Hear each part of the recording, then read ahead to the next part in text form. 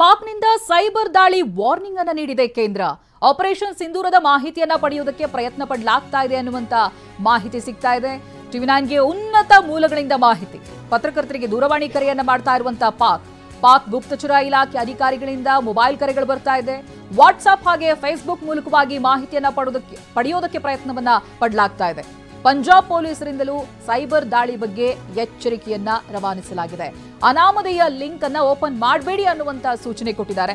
WhatsApp ಮೂಲಕವಾಗಿ Facebook link ಅನ್ನ open ಮಾಡಬಾರದು ಅಂತ ವಾರ್ನ್ ಮಾಡಲಾಗಿದೆ. ನಿಮಗೆ ಗೊತ್ತಿದೆ ಟೆಕ್ನಾಲಜಿ ಯಾವ ರೀತಿಯಾಗಿ ವರ್ಕ್ ಆಗುತ್ತೆ ಅಂತ. ಕ್ರಿಪ್ಟೋಗ್ರಫಿ, ಸ್ಟೆಗ್ನೋಗ್ರಫಿ ಅಂತಹ ಟೆಕ್ನಾಲಜಿಗಳಿದೆ. ನಿಮ್ಗೊಂದು ಲಿಂಕ್ ಬಂದ್ರೆ ಅದರಲ್ಲಿರುವಂತಹ ಇಮೇಜ್ಗಳಲ್ಲಿ ಡೇಟಾವನ್ನ ಹೈಡ್ ಮಾಡುವಂತ ತಂತ್ರಜ್ಞಾನಗಳಿದೆ. ಗೊತ್ತೇ ಆಗೋದಿಲ್ಲ.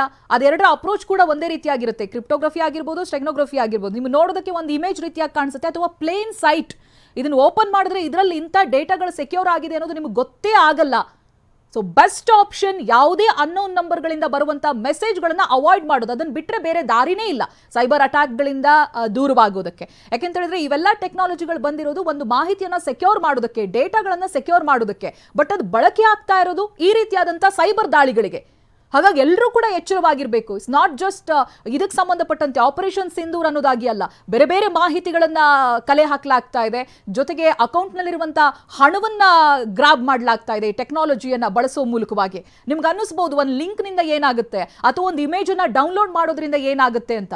But it's very dangerous. ನಾನು ಆಗ್ಲೇ ಹೇಳಿದಾಗೆ ಇಂತಹ ತಂತ್ರಜ್ಞಾನಗಳು ನಮ್ಮಲ್ಲಿ ಇದಾಗಲೇ ಎಕ್ಸಿಸ್ಟ್ ಇದೆ. ಹಾಗಂತ ಅಂಥ ತಂತ್ರಜ್ಞಾನಗಳನ್ನ ಬ್ಯಾನ್ ಮಾಡೋದಕ್ಕಾಗೋದಿಲ್ಲ. ನಾವು ಎಚ್ಚರವಾಗಿರಬೇಕು. ಇನ್ನೇನು ಕೆಲವೇ ಕ್ಷಣಗಳಲ್ಲಿ ಸೇನಾಧಿಕಾರಿಗಳ ಸುದ್ದಿಗೋಷ್ಠಿ ಇರುತ್ತೆ. ದೆಹಲಿಯಲ್ಲಿ ಸೇನಾಧಿಕಾರಿಗಳು ಸುದ್ದಿಗೋಷ್ಠಿಯನ್ನು ನಡೆಸ್ತಾರೆ. DGMO lieutenant general Rajiv Ghai ಸುದ್ದಿಗೋಷ್ಠಿಯನ್ನು ನಡೆಸೋರಿದ್ದಾರೆ. ಆಪರೇಷನ್ ಸಿಂಧೂರ್ ಬಗ್ಗೆ ಮಾಹಿತಿಯನ್ನು ನೀಡುವಂತ ಸಾಧ್ಯತೆಗಳಿದೆ. ಡಿಜಿಎಂಒ ಸಭೆಯ ಸುದ್ದಿಗೋಷ್ಠಿಯನ್ನ ಕರೆದಿದ್ದಾರೆ. ಇನ್ನೇನು ಕೆಲ ಕ್ಷಣಗಳಲ್ಲಿ ಸುದ್ದಿಗೋಷ್ಠಿ ಆರಂಭ ಆಗುತ್ತೆ. ದೆಹಲಿಯಲ್ಲಿ ಸೇನಾಧಿಕಾರಿಗಳ ಸುದ್ದಿಗೋಷ್ಠಿ, ಲೆಫ್ಟಿನೆಂಟ್ ಜನರಲ್ ರಾಜೀವ್ ಗಾಯ್ ಇರ್ತಾರೆ. ಸೊ ಇಲ್ಲಿ ಏನೇನು ಮಾಹಿತಿಗಳನ್ನು ಹಂಚಿಕೊಳ್ತಾರೆ ಅನ್ನುವಂಥದ್ದು ಕುತೂಹಲ. ನಿನ್ನೆ ದಿನ ನಾವು ಪ್ರೆಸ್ ಕಾನ್ಫರೆನ್ಸ್ನಲ್ಲಿ ನೋಡ್ತಾ ಇದ್ವಿ ಯಾವ ರೀತಿಯಾಗಿ ಸ್ಯಾಟಲೈಟ್ ಇಮೇಜಸ್ಗಳ ಮೂಲಕವಾಗಿ ಯಾವ ರೀತಿಯಾಗಿ ಸೇನಾ ನೆಲೆಗಳನ್ನು ಹೊಡೆದಾಕಿದ್ದಾರೆ, ಜೊತೆಗೆ ಉಗ್ರ ಟಾರ್ಗೆಟ್ಗಳನ್ನು ಯಾವ ರೀತಿಯಾಗಿ ಮಾಡಲಾಗಿತ್ತು ಅನ್ನೋದನ್ನ ಇಮೇಜಸ್ಗಳ ಸಮೇತವಾಗಿ ಹೇಳ್ತಾ ಇದ್ರು. ಕೆಲವೊಂದು ವಿಡಿಯೋ ಫುಟೇಜ್ಗಳನ್ನು ಕೂಡ ನಮ್ಮ ಮುಂದೆ ಇಟ್ಟಿದ್ರು ಹೇಗಾಗಿತ್ತು ಅಂತ. ಪಾಕ್ ಏನು ಹೇಳ್ತಾ ಇತ್ತು, ಸಿವಿಲಿಯನ್ಸ್ ಮೇಲೆ ಅಟ್ಯಾಕ್ ಆಗಿದೆ ಅಂತ. ಇಲ್ಲ, ಈ ಉಗ್ರ ಟಾರ್ಗೆಟ್ಗಳನ್ನು ಮಾಡಬೇಕಾದ್ರೆ ಅದರ ಆಸುಪಾಸ್ ಯಾವ ರೀತಿಯಾಗಿತ್ತು ಅನ್ನೋದನ್ನು ಕೂಡ ಪಿಕ್ಚರ್ ಸಮೇತವಾಗಿ ನಮಗೆ ಹೇಳಿದ್ದಾರೆ. ಇದೀಗ ಇನ್ನೇನು ಕೆಲ ಕ್ಷಣಗಳಲ್ಲಿ ಇವತ್ತು ಕೂಡ ಸುದ್ದಿಗೋಷ್ಠಿಯನ್ನ ಕರೆದಿರೋದ್ರಿಂದ ಇವತ್ತು ಏನೇನು ಮಾಹಿತಿಗಳನ್ನ ಆಪರೇಷನ್ ಸಿಂಧೂರ್ ಬಗ್ಗೆ ನೀಡ್ತಾರೆ ಅನ್ನೋದು ಕುತೂಹಲ. ಯಾಕೆಂತ ಹೇಳಿದ್ರೆ ಡಿಜಿಎಂಒಗಳ, ಎರಡು ದೇಶಗಳ ಡಿಜಿಎಂಒಗಳ ನಡುವೆ ಇದ್ದಂಥ ಮೀಟಿಂಗ್ ಅನ್ನ ಪೋಸ್ಟ್ಪೋನ್ ಮಾಡಲಾಗಿದೆ. 12 ಗಂಟೆಗೆ ನಡಿಬೇಕಿತ್ತು, ಅದನ್ನು 5 ಗಂಟೆಗೆ ಪೋಸ್ಟ್ಪೋನ್ ಮಾಡಲಾಗಿದೆ. ಈ ನಡುವೆ 2:30ಕ್ಕೆ ಪ್ರೆಸ್ ಕಾನ್ಫರೆನ್ಸ್ ಕೂಡ ಇದೆ. ಇವೆಲ್ಲ ಬೆಳವಣಿಗೆ ಏನು ಹೇಳ್ತಾ ಇದೆ, ಏನಾಗುತ್ತೆ, ವಾಟ್ ನೆಕ್ಸ್ಟ್ ಅನ್ನೋದಕ್ಕೆ ಇವತ್ತಿನ ಸುದ್ದಿಗೋಷ್ಠಿಯ ಉತ್ತರವನ್ನ ಕೊಡಬಹುದು ಅನ್ನುವಂಥ ನಿರೀಕ್ಷೆ ಇದೆ. ಆಪರೇಷನ್ ಸಿಂಧೂರ್ ಸೇರಿದಂತೆ ಈಗ ಏನೇನು ಬೆಳವಣಿಗೆಗಳಾಗ್ತಾ ಇದೆ ಇವುಗಳ ಮಾಹಿತಿ ಸುದ್ದಿಗೋಷ್ಠಿಯಲ್ಲಿ ತಿಳಿದು ಬರಲಿದೆ. ಇನ್ನೇನು ಕೆಲ ಕ್ಷಣಗಳಲ್ಲಿ ನಡಿಬೇಕಿರುವಂತಹ ಪ್ರೆಸ್ ಕಾನ್ಫರೆನ್ಸ್ ಬಗ್ಗೆ ಕಂಪ್ಲೀಟ್ ಆದಂತ ಡೀಟೇಲ್ಸ್ ಅನ್ನ ಕೊಡ್ತೀವಿ. ಅದಕ್ಕೂ ಮುಂಚಿತವಾಗಿ ಭಾರತದ ಹೊಡೆತಕ್ಕೆ ಪಾಕ್ ಸೇನಾ ಮುಖ್ಯಸ್ಥ ಪರಾರಿಯಾಗಿದ್ದಾನೆ ಈ ಸುದ್ದಿ ಬರ್ತಾ ಇದೆ. ಸೇನಾ ದಾಳಿ ಆಗ್ತಾ ಇದ್ದಂತೆ ಬಿಲಾ ಸೇರ್ಕೊಂಡಿದ್ದಾನೆ ಆಸಿಮ್ ಮುನೀರ್. ನೂರ್ಖಾನ್ ಏರ್ಬೇಸ್ ಮೇಲೆ ದಾಳಿಯನ್ನ ಮಾಡಿತ್ತು ಭಾರತ. ಅದಾದ ನಂತರದಲ್ಲಿ ಬಂಕರ್ನಲ್ಲಿ ರಣಹೇಡಿಯಂತೆ ಅವಿತು ಕುಳಿತಿದ್ದಾನೆ ಆಸಿಫ್ ಮುನೀರ್ ಅನ್ನುವಂಥ ಡೀಟೇಲ್ಸ್ ಟಿವಿ9ಗೆ ಎಕ್ಸ್ಕ್ಲೂಸಿವ್ ಮಾಹಿತಿ ಸಿಗ್ತಾ ಇದೆ. ಭಾರತೀಯ ಸೇನೆ ದಾಳಿಗೆ ಪತ್ರಗೊಟ್ಟಿದೆ ಪಾಕ್.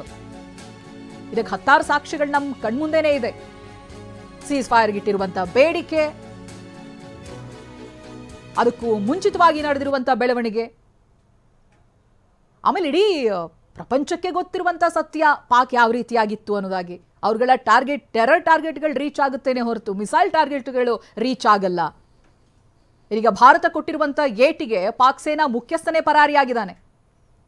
ಸೇನೆ ಬ್ಯಾಕ್ ಟು ಬ್ಯಾಕ್ ದಾಳಿ ಮಾಡ್ತಾ ಇದ್ದ ಹಾಗೆ, ಅದು ಕೂಡ ಏರ್ ಬೇಸ್ ಮೇಲೆ ಯಾವಾಗ ದಾಳಿ ಮಾಡ್ತಲ್ಲ ಭಾರತ, ಅಲ್ಲಿಗೆ ಪಾಕ್ನ ಜಂಗಾಬಲವೇ ಕುಸಿದು ಹೋದಾಗ ಆಯ್ತು.